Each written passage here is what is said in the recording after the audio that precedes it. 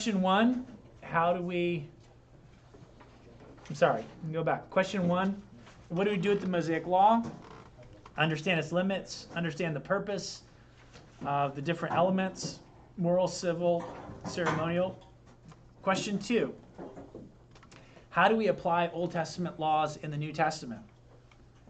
And I want to give you some simple steps that they are simple, and I hope they're helpful as we think about this. There are some that take the approach that we're under the New Testament. The Old Testament doesn't matter. Don't go there. Don't read it. That's for a different time, a different generation. It's not necessary for us to study it.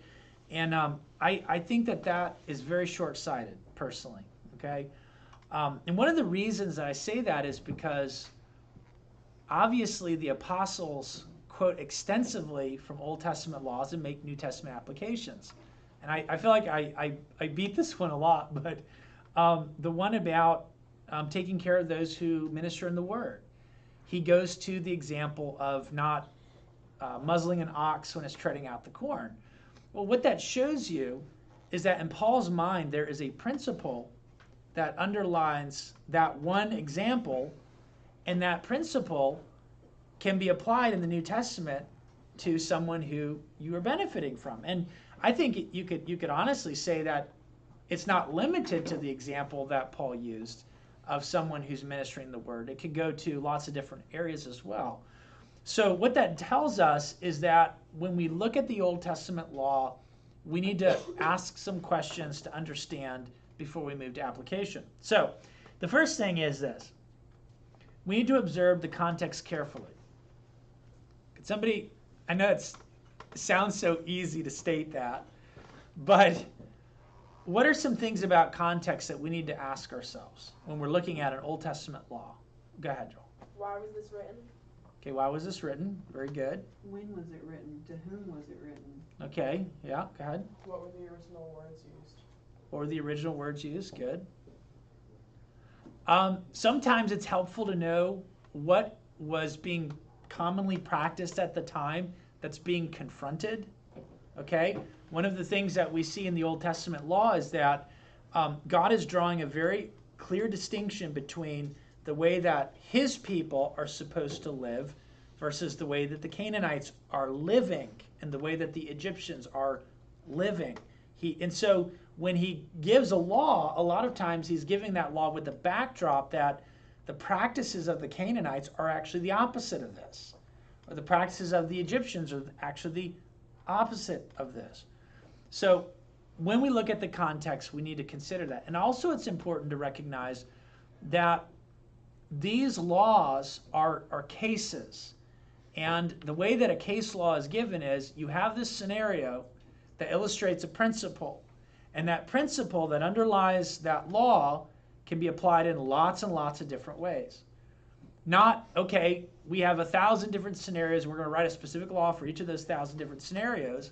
Rather, what will be stated is, we're going to give you an example, and this example can be applied in 1,000 different scenarios that principle actually applies in, if this makes sense, okay? Second question, or step. Consider information given before the law was given. I'm going to give you some examples of what I'm talking about in just a minute. But there might be things that were stated in Scripture before this that would clue you into the fact that this law would make sense. For instance, does anything earlier than Leviticus tell us what marriage is? Genesis. Yeah, I mean, it says, for this cause shall a man leave his father and his mother. So we have a definition of parents here. And they two shall be one flesh. Okay? So we know that we're talking about man, woman, and there's only two people here. Okay? So just based on that one very simple instruction there, we would recognize that any form of sexual union outside of that would be forbidden. 2 men, 2 women, a man and 2 women. You take any scenario potential out there, it's going to be forbidden because of what's stated earlier, okay? So the whole idea is that when we come to the Levitical law and he addresses these issues, nobody's going to go, what? That doesn't make sense. There you go. Obviously, he's already stated in Genesis what marriage is. He's defined this, so it makes sense that this is the way that it's going to apply in all these different scenarios. He doesn't even need to address all these issues, except for the fact that this is being practiced in the Canaanite cultures. And he's going to specifically confront it and say, no, that's forbidden, that's forbidden, that's forbidden. He's addressing issues that we could say have already been developed before, and now he's stating it again. Okay? So, step one, think about context. Step two, consider information that's been given before the law had been given. And I think sometimes when we're reading the Bible, it's helpful for us to consider chronologically where a book is in the Bible, because how will we know what came before if we don't think about the chronology of Scripture? And sometimes when a law is given, he may actually reference something that was stated before. For instance, he might say, because it was stated at this point, this is how you apply it. Okay? Jesus actually does that when he addresses the issue of divorce. You know, they ask the question, they say, you know, can someone divorce for any cause? And Jesus says, have you not read what it says in Genesis? I mean, he doesn't use the word Genesis, but, you know, what does it say in the beginning?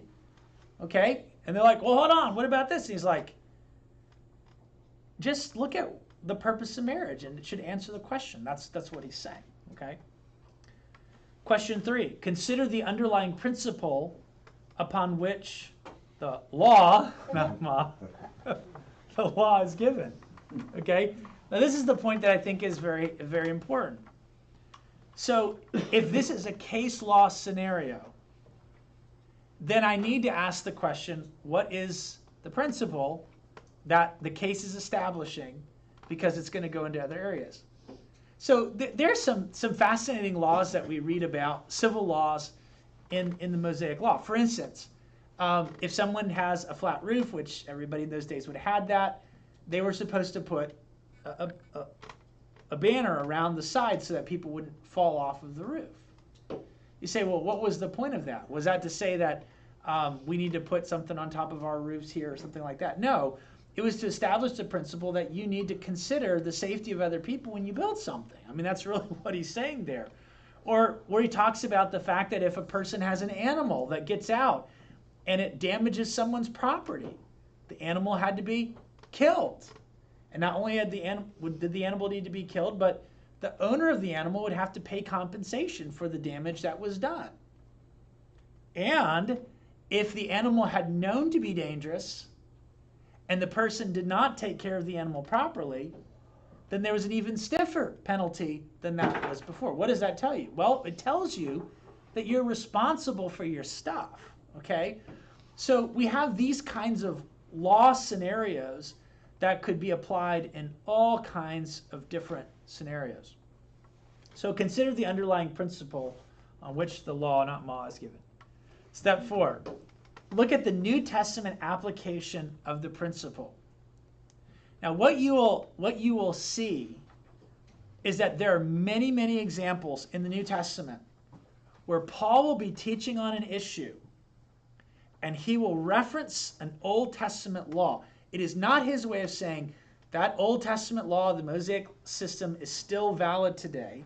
It's to say that the principle that underlies that particular law that was given, the Mosaic law, it is a timeless principle. It hasn't changed. God's nature hasn't changed. God still believes that people should be personally responsible for, when they build something, they need to make sure that they take proper responsibility in hand. If they have an animal, they should take care of the animal. If the ox is in the ditch, yes, it's the Sabbath day, you can go and get the animal out of the ditch because you care about preserving the life of that animal. Those are some principles that we see stated in the Old Testament, and they still apply in the New Testament. And you'll see very specific applications. So one of the things that I like to do, for instance, in the Sermon on the Mount is given, I know it's in the New Testament, but technically speaking, it's written before, it's talking about teaching before the cross. So when Jesus is teaching the Sermon on the Mount, you still have people under the Mosaic law. And what's very helpful is when you come to a sticky interpretation in the Sermon on the Mount, you can see in the epistles many times where Peter takes that particular passage and he expounds it. Paul takes it and he expounds it. John takes it, he expounds it. And what it does is it allows you to see a proper way of interpreting those instructions in the time that we're living in today. So those are the steps I want to encourage you with. 1, observe the context. 2, consider the information that may have been given before the law that the law was built on. 3, consider the underlying principle. And 4, look for New Testament applications on the principle. Now, I'm going to give you 2 examples so that you can kind of see how this plays out. Okay? First one is sexual conduct. All right. What does the book of Genesis have to say about marriage? This is a very open-ended question. Could get very awkward in just a moment, all right? Just some real basic stuff. What does the book of Genesis have to say about marriage? One man, one woman. One man, one woman. There you go. For life, right? One flesh. Okay? Very simple. Who created it? God. God did, okay? Adam didn't come up with the idea. There wasn't even a woman for him to marry when he was naming all the animals, okay? Anything else? Well, when you're talking about the laws about divorce weren't even given or marriage or whatever you said earlier, I thought of the Abimelech situation because that was definitely, with Abraham. Is that the guy's name? I don't know, Abimelech. Abraham and Sarah. Maybe I got the wrong dude's name. The one who wanted Sarah. Okay. Obviously, she belonged to another man, even though these laws weren't established. Okay. Yeah. Was that his name? Ahimelech. It was. Is this the one where you said she was his sister? Yeah. Yeah. Oh. Twice, didn't it? It did. Yeah, but not It with did. Jesus. But not at the same time. Okay. So obviously, people understood what marriage was. Maybe this is just a real obvious statement, but God commanded that everything reproduce after its own kind. Okay? And God created marriage so that humans would reproduce after their own kind in a covenant context. Okay? Maybe it's something you haven't really thought about, but he didn't create marriage for any other part of the kingdom that he had created, only for mankind, the image bearer. And what that shows you is that God's desire is that husband and wife have children, covenant of marriage. So we could develop this a good bit more, but the point that I'm making here is that God defines marriage, and he gives us a reason for marriage. Then we come to the Levitical system. And the Levitical system, he is very specific, okay? He's very specific about who you can and who you can't marry. He's very specific about the laws, the civil laws and responsibilities for those who throw off God's commands about these issues. And then when we come to the New Testament, Christ clarifies the teaching even further. Just in case there are people that seem to think that these laws regarding sexual morality and purity are just dealing with the physical matter. It's also an issue of the heart. And so Jesus, we could say he states the same thing, but he goes, it's even deeper than just acts. It's also heart attitudes. And then in the epistles, he consistently presents the same moral ethic. And there are some people today, because of the push of LGBTQ, all the other stuff, they'll say, well, God never really condemns that in the New Testament. Or it's only an Old Testament thing, during those days. And I'll tell you, I say the Old Testament, or the New Testament, maybe is even more explicit in its condemnation of these matters than the Old Testament Romans is. 1 is pretty crystal clear. Huh? Romans 1 is pretty crystal clear. I'm not just thinking of Romans 1. I was. But yeah, I mean, Romans 1 is. Romans 1 is. Crystal. Yeah. Yeah. I've had some people try to explain away what I was saying in some rather unique ways, redefining some terms and some intentions. But anyway, but the point that I'm trying to show you is that you have the first mention of marriage, and you see defined, purpose, all of those pieces. And if that's all you had in Scripture, you should be able to figure out certain things are right and wrong, just based on that. Then you come to the Levitical system, and what does God do? He states very explicitly, with the backdrop of all of the Canaanite perversions and all of the Egyptian perversions of what God's plan is, he is very clear to say, this is right, this is wrong, this is wrong, this is wrong. And he lays out all these things because he's addressing specific problems that are going on in the culture where they're going. Then what does Jesus do? He reaffirms the same thing, and then the epistles you see this fleshed out as well. The point is that when we go to the Mosaic Law, we can learn based on observing those steps. Another one is the issue of giving. Kind of already mentioned this, but the concept of tithing was a normal practice in ancient Near Eastern cultures. The idea was that if you were a king, you expected to receive, we could say tribute, if you want to use that term. Abraham paid tithes to Melchizedek. It was something that he did. And then we go to the Mosaic covenant, and what do you see? You see that God is establishing himself as king. And because he is the king, he lays out the system. Then you go to the epistles, and what do you see? We still see the responsibility of people to give. Yet it is in a New Testament application as opposed to a national application. The point is, these steps, I think, will be helpful to you when it comes to trying to apply passages in the Old Testament Levitical system. All right, any questions about that? Okay, I'd like to get into one other thing that I think is going to be very helpful on the book, and this will help you to get a good sense of the overall flow of the book.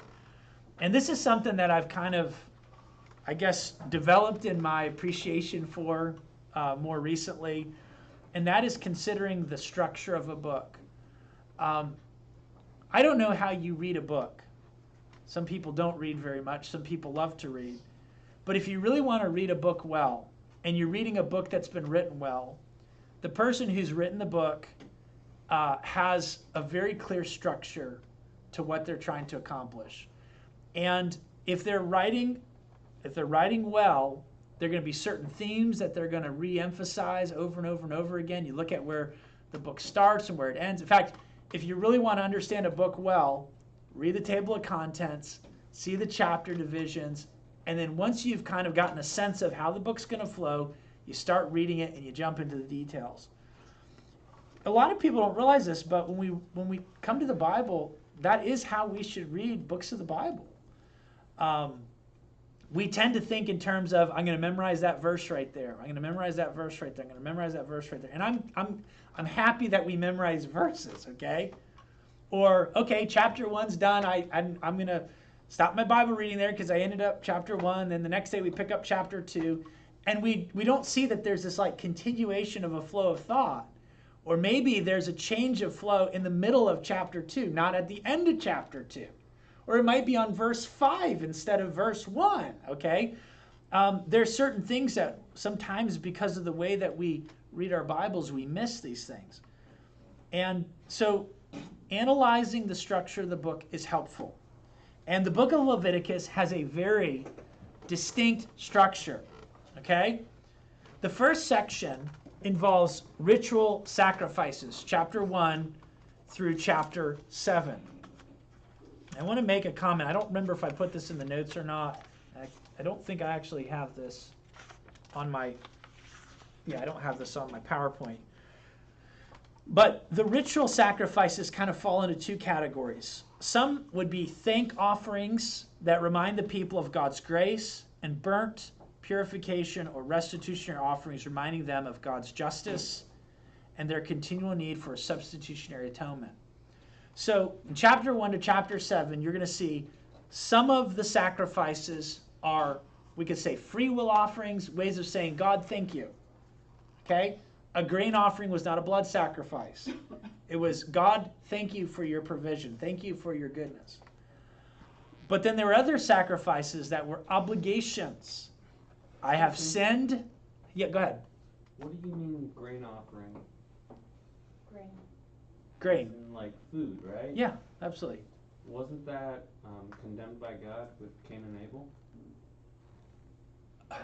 Wow, it's opening up a lengthy discussion. What's going on in the Cain and Abel situation is something that was before the Levitical system. So you don't have instruction like we're talking about in Leviticus. And I think what's going on with the Cain and Abel situation is that there needed to be a blood sacrifice that would have been representing the need for atonement. And, Cain brings the fruit of his labor in the field, and Abel brings an animal sacrifice. But it's not just the nature of the sacrifice, but it was the attitude of the people who brought it. And you can kind of see that in the language. It says that Cain and his sacrifice were rejected. And I think the idea is that it's not just that Cain brought the wrong sacrifice, but he brought it with the wrong heart too. But that's a totally different discussion than what we have here. So I missed the point. A little bit. My bad. Well, if you read chapter 1 to 7, you'll see there's definitely grain offerings in there.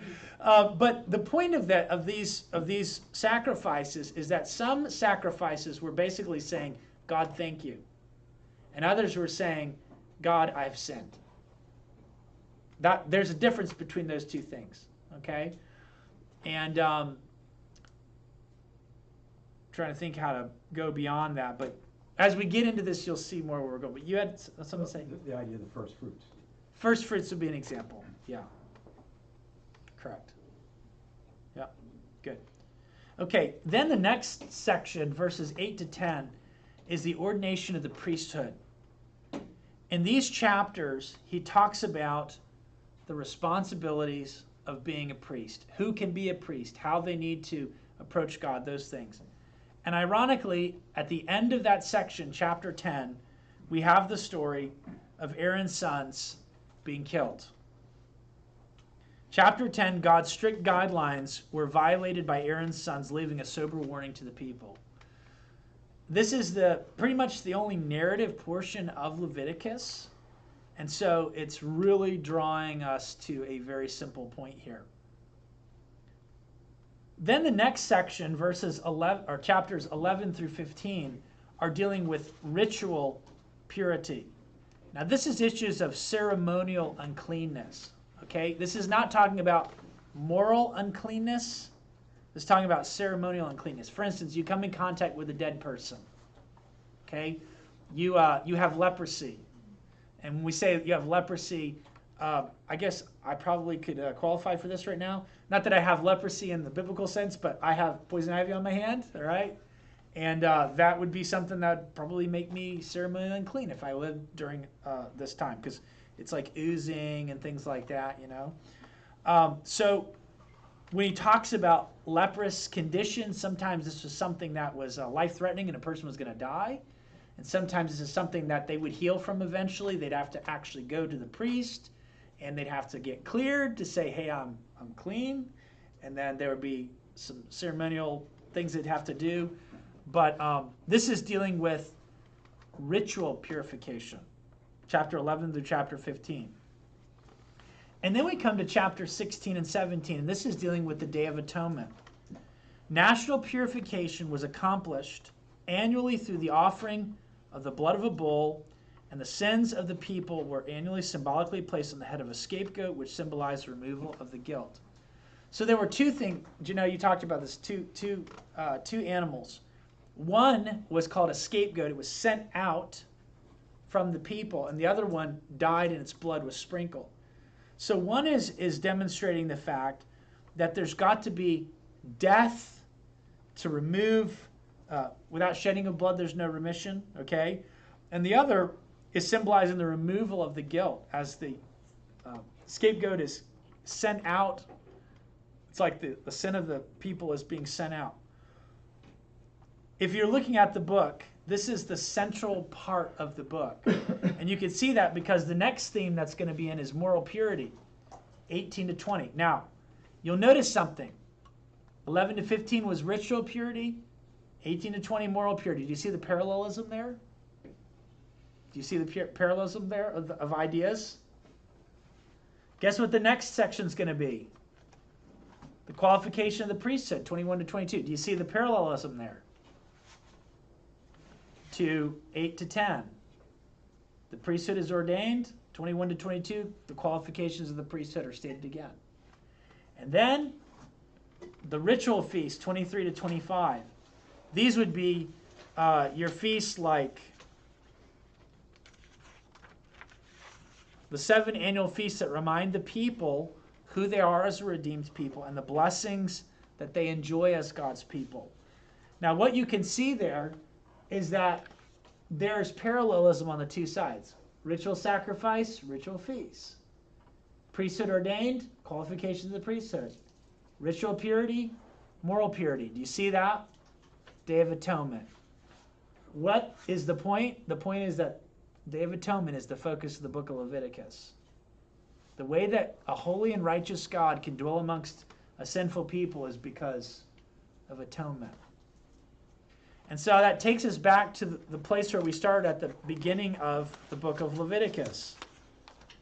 In Leviticus, he starts out by saying, "The Lord called unto Moses and spake unto him out of the tabernacle of the congregation." Numbers 1:1. The Lord spake unto Moses in the wilderness in the tabernacle of the congregation. And so you can see what was accomplished in the book of Leviticus. This system provided a way Moses and the people have access to God. But there's a limitation of this system. It's pointing to a better system, a once and for all sacrifice. Not every year you bring the sacrifice, but this is a once and for all that it points to, is to Christ. All right, any questions? Yeah, go ahead. I'm still working out the scapegoat and the sacrifice. So, Okay. you said scapegoat was for the removal of guilt, and the sacrifice was death to remove. So I'm thinking, where I'm going in my mind, I'm thinking, okay, the sacrifice is to appease God, and the scapegoat for the removal of guilt is more for man to see that their sins are moving away from them. So one is more man-centered and one is more God-centered. Is that? Am I thinking about? Yeah, that's a fine way to put it. He's illustrating two aspects of what's accomplished by the sacrifice. One is the removal of the guilt through the death of the sacrifice, and the other is the removal from. They could see visibly a sign of this is moved away. Yeah, and the passage that comes to mind when I think about this is in the Psalms where it says, "As far as the east is from the west, so far as He removed our transgressions from us." And I think that verse kind of gives you a little bit of a picture of what's there. But he is picturing in that sacrifice what Christ accomplished. Yeah. All right. At the end we have, this is not my outline. I got this out of the Bible Knowledge Commentary, which I like it. It's a good, concise, helpful commentary. It's better than a study Bible. So it's going to be more rigorous than a study Bible, but it's not going to be so academic that it just blows by someone. It's a good, helpful commentary. But this is the outline. I didn't feel like this outline really captures the structure of the book, but it does give you a good, helpful outline. All right, any other questions? All this was told to Moses by God. Yes. And so everything that's mentioned here, like in the structure, that's all told to Moses by God, and all the details of it. And he's telling the nation of Israel, Yeah. this is the deal here. Yep. Yeah, that's phenomenal. Well, and interestingly, when we come to the book of Deuteronomy, it's laid out like a covenant would have been laid out in an ancient Near Eastern covenant. So the pieces that you would see if you had a king who was establishing a covenantal relationship with another city or nation, the way they would lay out the terms of the covenant, that's the way the book of Deuteronomy is laid out. So kind of cool. So, all right, I'm gonna go ahead and stop there. I guess I will not get into the missions one because of all the struggle that I had getting started.